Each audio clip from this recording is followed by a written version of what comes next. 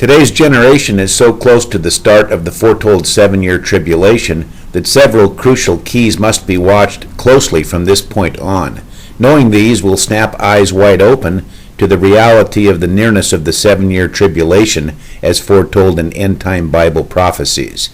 For example, although Matthew chapter 24 verses 8 and 9 clearly show that worldwide turmoil, called birth pangs, will lead today's final generation into the tribulation, there is one exception to this overall global turbulence, and is shown in the book of Daniel, and relates to Israel and the months just before the start of the 7-year tribulation. To be specific, Daniel 11:21 foretells that Antichrist will come in a time of tranquility. The actual Hebrew text states that Antichrist will come in peaceably. This refers to the time and actual months right before the 7-year tribulation actually starts.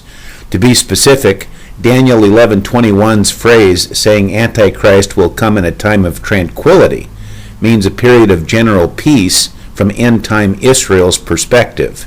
To be specific, this means that Israel will not be engaged in any wars in leading up to the start of tribulation. The only possible exception to this is Isaiah 17:1's prophecy of Damascus being leveled, which could take place in a day by an Israeli bombing raid, or even could occur by Syrian citizens who are closing in on possibly leveling Damascus themselves by converging upon the capital city.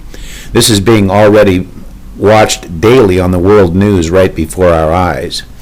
In fact, one other quick but significant side point which can be made right here is that both Revelation and Daniel identify Ezekiel 38 and 39 as occurring shortly after the tribulation begins, as I've detailed in books and at Heisnear.com.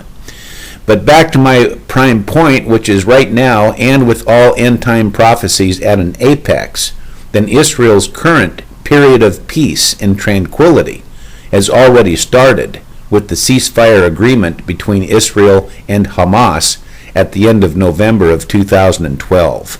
So far, as of today, March 20th, 2013, Hamas has kept the agreement and has stopped firing rockets into Israel.